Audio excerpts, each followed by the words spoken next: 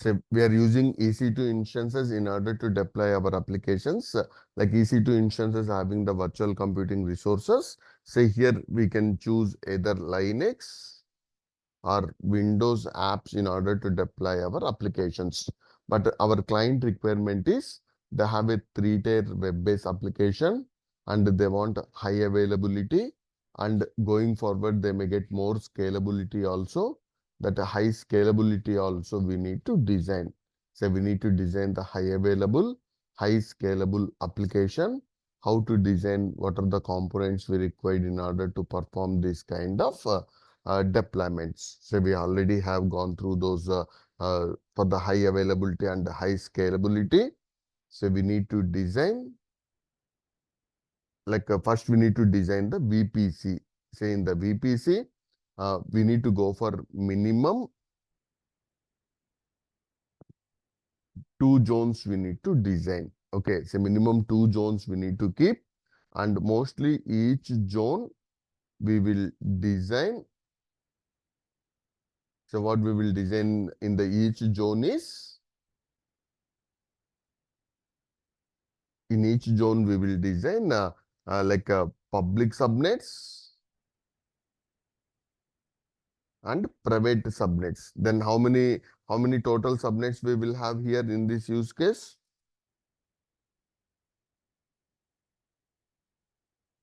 In above use case, we will have 4 subnets. Okay, in each zone, 1 public subnet and 1 private subnet. Like this here, we are going to keep a total 4. And how we can make it as a public subnet is, we need to attach the internet gateway and those route tables, all these also. And if any of the private subnet resources required internet, we need to design the NAT gateway, all these NACLs, security groups, flow logs, all these we need to enable from the VPC wise. Once we design the VPC, then we need to design like our RDS also. Okay, so mostly we will keep RDS in private subnet. For high availability, we are going to use multi-aged instances. That means multi-aged environment will design that infrastructure in the multiple zones. Even if one zone goes down also, our database is highly available. And for the security purpose, we are going to keep all our RDS in the private subnets we are going to use. All these we are going to keep in the private subnet we are going to design. Okay, any doubts on this? So the 2 zones we are going to use, because even one zone goes down, the solution would be highly available to the user. So once we design this RDS, okay, so mostly if you have like web servers and application servers, we need to create auto scaling options also. We need to create an auto scaling group. For that, we need to create either launch template or launch configuration. Previously, we have the launch configuration, but now we need to use the launch templates. And using the launch templates, we need to design the like launch template need to design. From that, we need to create an auto scaling groups, and auto scaling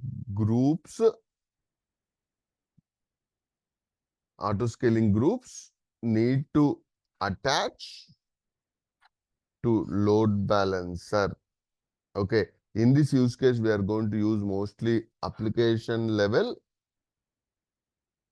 load balancer. We are going to design the application load balancer.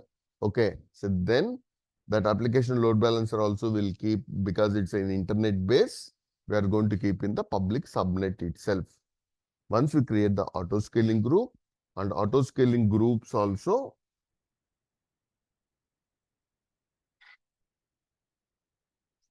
spread across multiple auto-scaling groups also need to spread across multiple zones. So mostly we are going to use for this public subnets we are using, but two different zones. Even if you go for auto scale also, some of the servers need to scale in one zone, some of the servers need to scale in one zone. Then the high availability also we are going to get, and load balancer high availability, that's you no need to design the zone. Automatically AWS will provide high scalable kind of environment. Okay, so then auto scaling also is going to spread across. Then finally what we will get is, we will get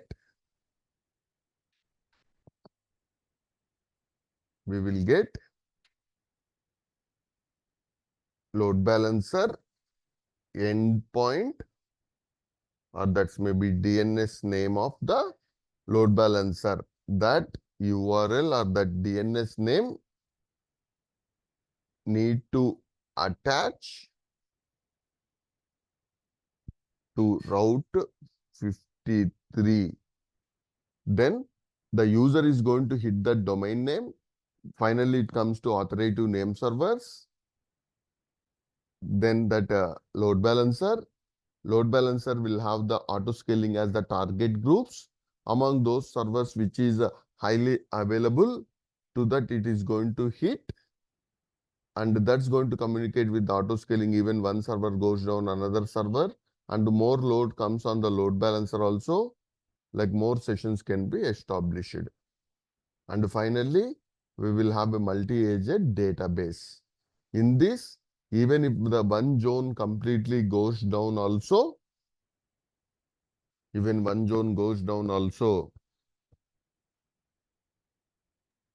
The is going, solution should be highly the available. solution is highly available from another zone also. Even one zone goes down also, the solution is highly available from another zone. Okay, so for this, we are going to use other services also.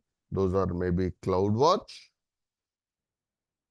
Cloud Trial also for the auditing purpose, then SNS for the notifications, and ECS also we can send only for the email kind of.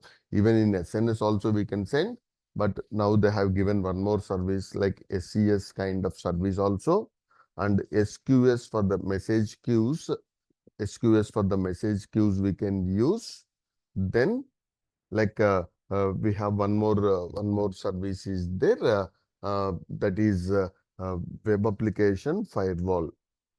Web application firewall.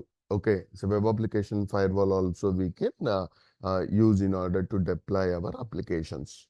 Once we design our web-based application firewall, then we can integrate even with the like ACS. Say for the SSL certificates, in this above use case, where we are going to configure our certificate, where is our SSL termination is going to happen in that above use case. We are going to configure the certificates at the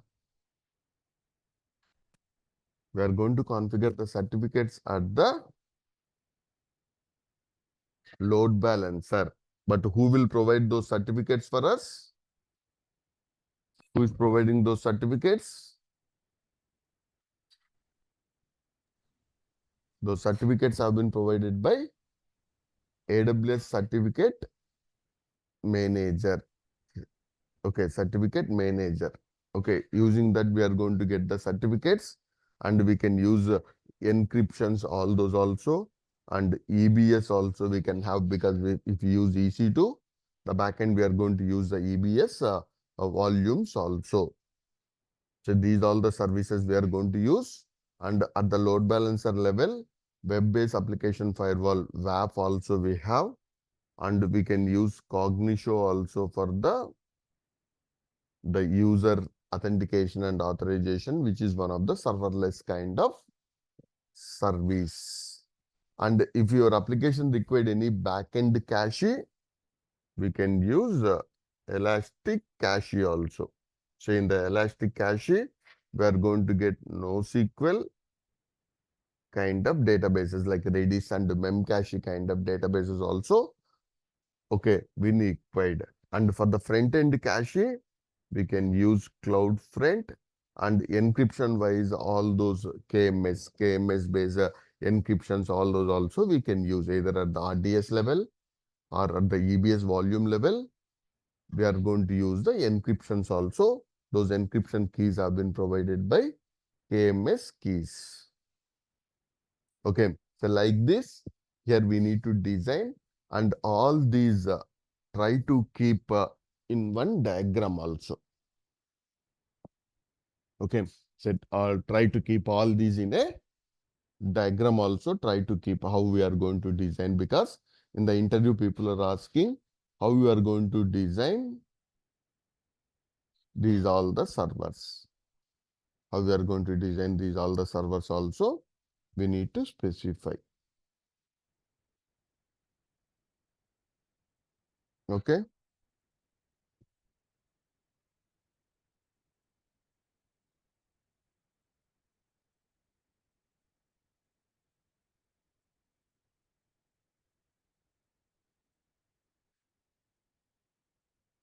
Yeah, any doubts on this?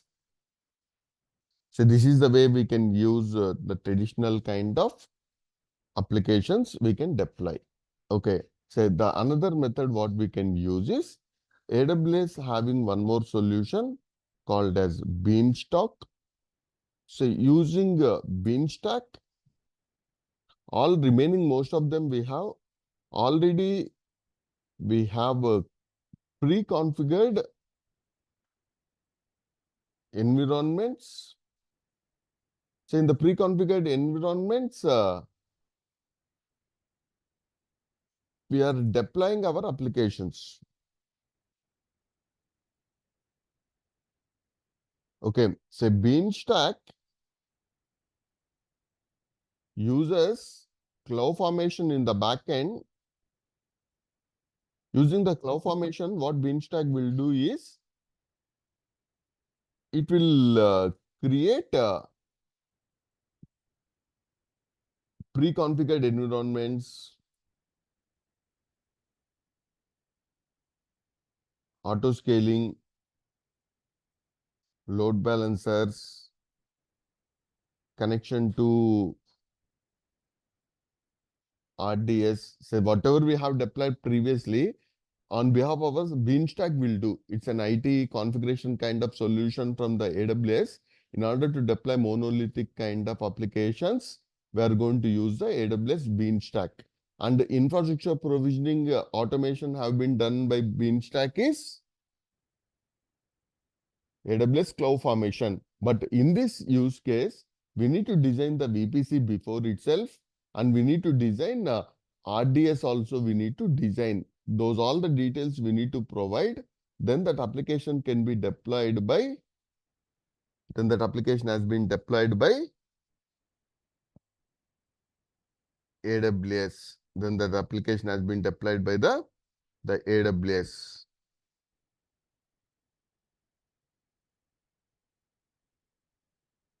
Okay, so then once we deploy this application,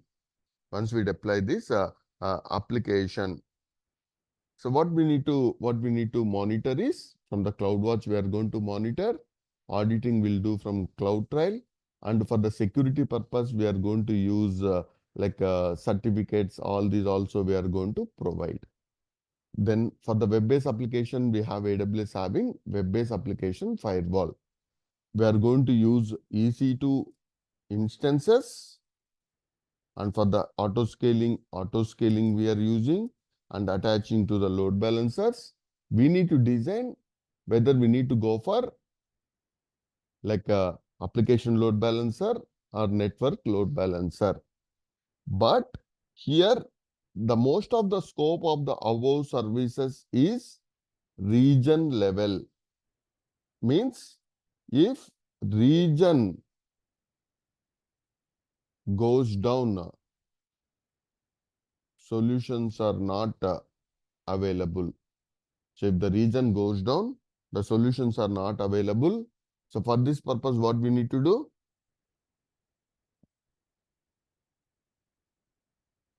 So for this purpose, what we need to do?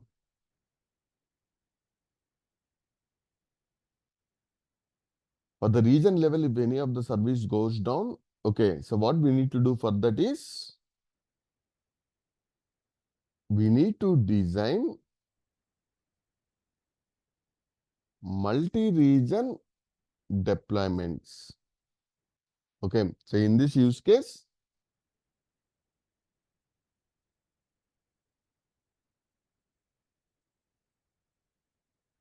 we are going to replicate RDS. So for this, we'll use database migration service in order to replicate the data to another region. Okay, AMIs. So for the auto scaling and launch templates, all those auto scaling will copy to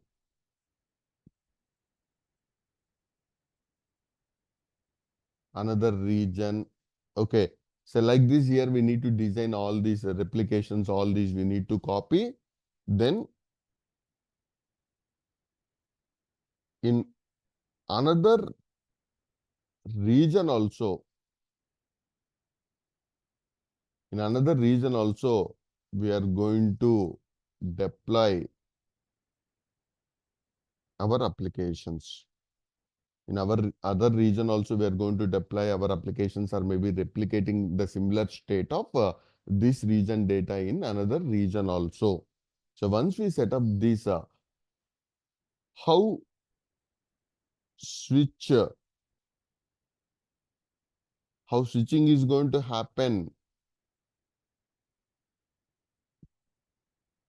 between them, how that one region to, if one region goes down, another region, how that switching is going to happen.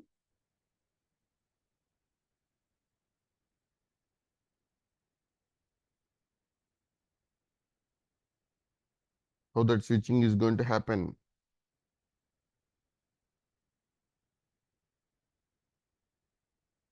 Okay, the switching is going to happen in our AWS environment.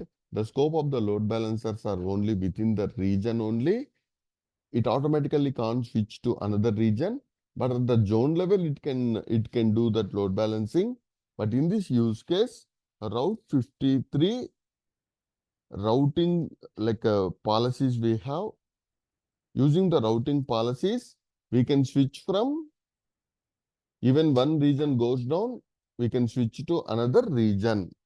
So at the Route 53 level, we need to configure maybe failover kind of routing policy. With that, it can switch from one region to,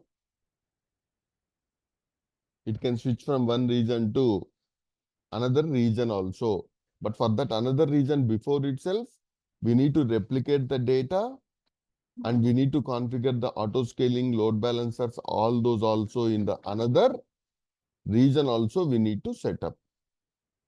In another region also we need to set up these all the environment. Okay. Yeah. Any doubts on this?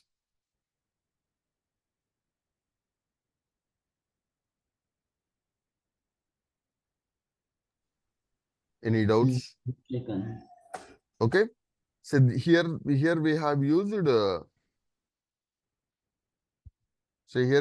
most of the AWS traditional services itself, and that above environment is the best one for the monolithic applications. Mostly those are the legacy kind of applications itself, monolithic applications we have. Now we are going to use maybe serverless or containers. So we need to use the serverless or containers also we need to use. Okay, in the serverless or containers environment. So now here in the serverless, we are going to apply the same application with the serverless. What is the main serverless services we have is, so now here we'll have anyhow Route 53 would be there for the DNS wise. Okay, then S3 buckets. All your static web content, if you have, all these are going to use the S3 bucket we are going to use. For all these S3 bucket is we need to design the S3 buckets for the static web content.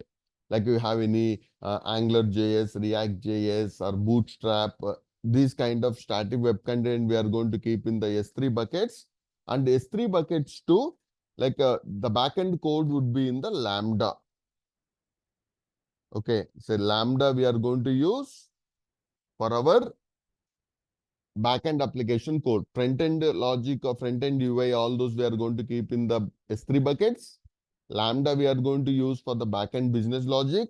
And in the middle, like we are going to trigger all that Lambda functions, all these through API gateway.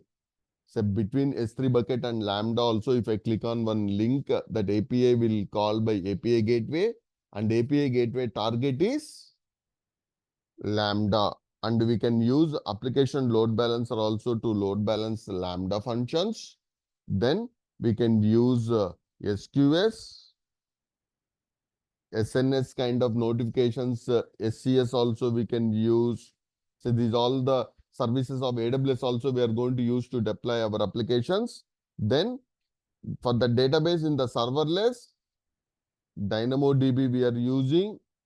Okay, sometimes even in the Elastic Cache also we have some of the Elastic Cache also we have some of the serverless kind of NoSQL databases we can choose. Then Cognito. So Cognito for the user authentication and authorizations, the serverless kind of service. So using all these services, we are going to deploy our applications. And for the S3 user, cache, all those also will do through CloudFront.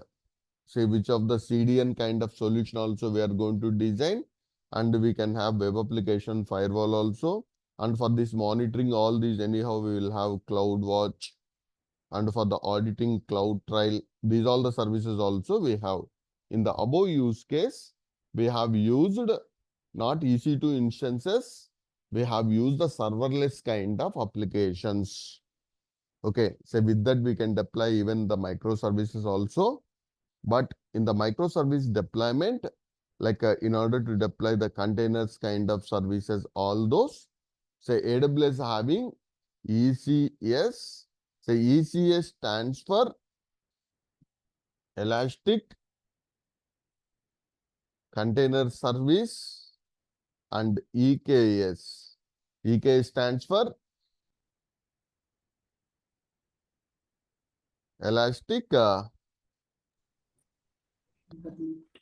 Kubernetes Service. Even long back, maybe 5 years back, 6 years back, if you deploy your applications using EC2 instances, now we are going to migrate those applications into either serverless or ECS or EKS kind of environments.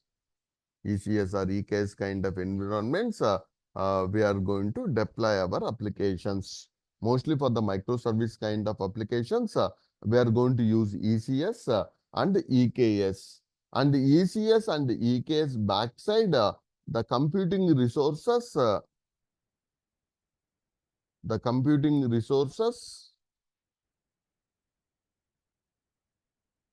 normally will have EC2 instances itself as the nodes.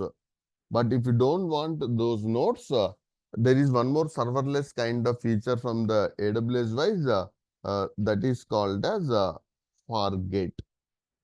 So using the Fargate also, we are going to link. So Fargate and EC2 instances, even in the EKS or ECS also, if you want the computing resources back into that, we can use either EC2 instances or we are going to use the Fargate also. So these all we need to design. These all we need to design. Which type of application we need to select and which type of AWS services we need to use. Like architect will take the decision and the client also will give his inputs. We also need to provide some of our inputs. Okay. So previously we can have the servers, but now we are using maybe serverless kind of thing. ECS or EKS. ECS stands for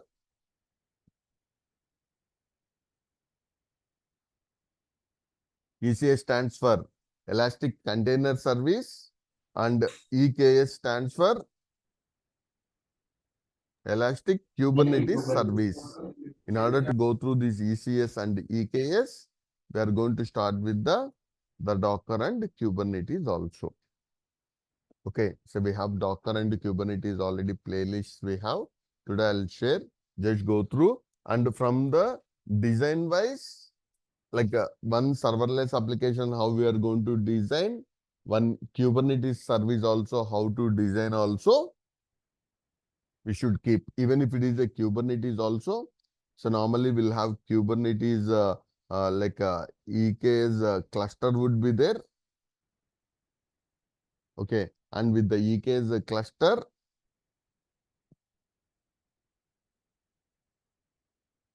we are going to design our applications. So we're going to design our applications. Okay, so in this also the end users are going to access our domain is through Route 53 itself. Okay, so then here we will have one load balancer. Mostly application load balancer we will have. Then like it comes to EKS cluster. It's a middle, we have some more resources also like ingress, then ingress controller, then services, the pods. So like this, we are going to expose our applications. Mostly the domain wise, the end users are going to access the DNS is Route 53 itself. Mostly in all these use cases, we are going to use. And for the high availability, we are going to attach the load balancer. So with this, we are going to deploy. Mostly these all the services we are going to use depends upon the client application. Depends upon the client application. We are going to choose these all the, in order to understand the ECS and the EKS, what we required is, we require Docker and Kubernetes. So Docker and Kubernetes, we required, okay, so those I'll share today. So try to design the architecture. Okay, so try to design, say we have an application and how to design that application, and if we have any legacy application also, how to migrate them into these services also we need to understand. So already we may have a application also on premises. Okay, so now here we'll get the use cases like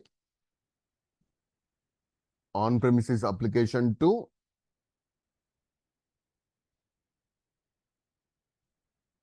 on premises application to cloud. Maybe in this cloud we are going to use EC2 instances itself is one method, or like we have on premises to, like a client is want now serverless kind of migration.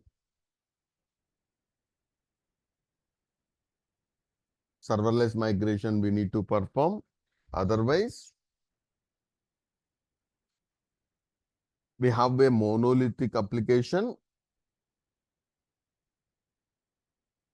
Monolithic application to microservice based application. So these kind of transitions also is happening in the application architecture deployment. We need to design all these. Then for your application, how you are going to configure the backups and how you are going to monitor, how you are going to provide the logging. These also very important. How we are going to provide the backups, monitoring, logging also we should able to explain. So these also our job role itself. We need to provide the backup, snapshots, all those also we need to provide. Observability wise, we need to configure the monitoring.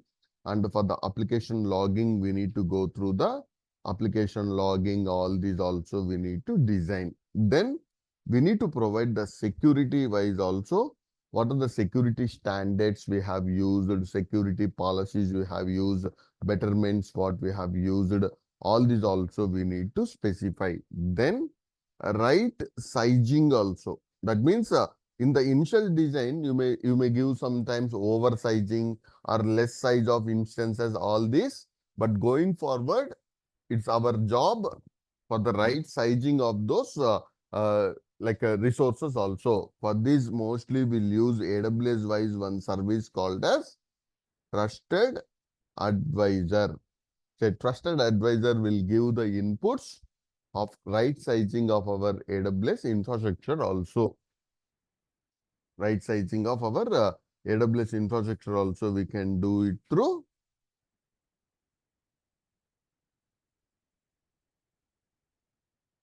We can do it through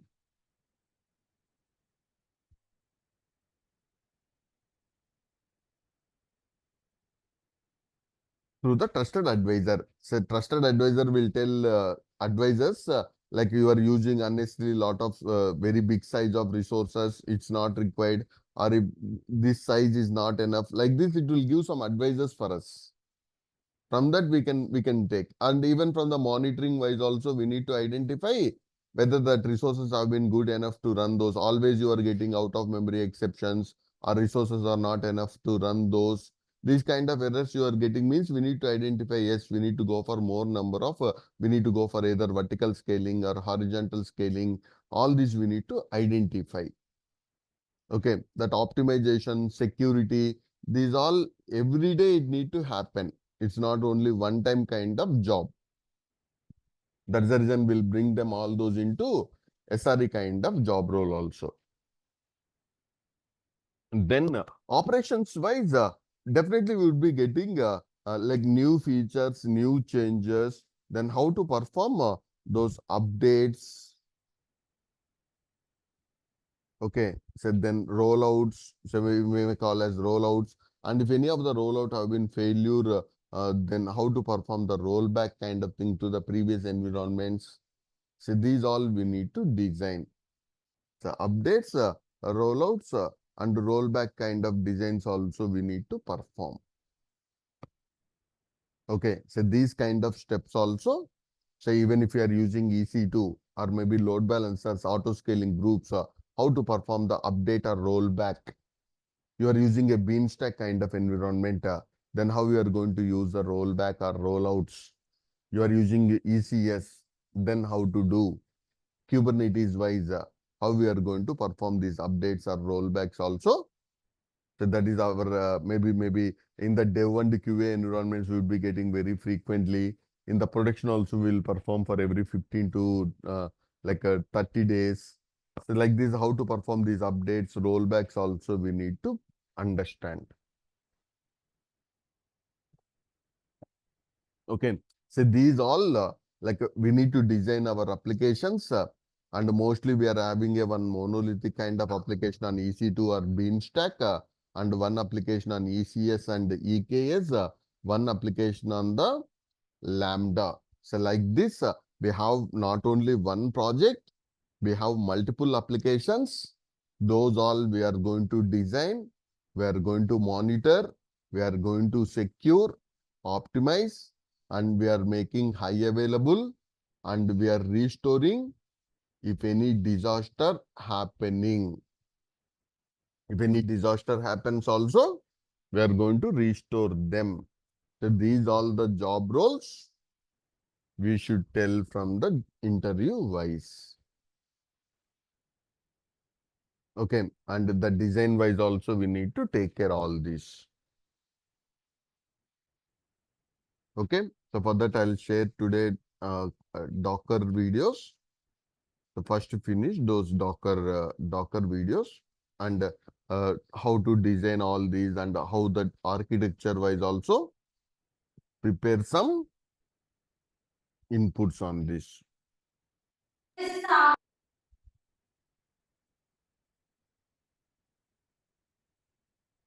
But definitely we need to design, always the solution should be highly available for us, highly like a load balancing kind of things. With any of that, you may choose either EC2 instances or containers, All these we need to design.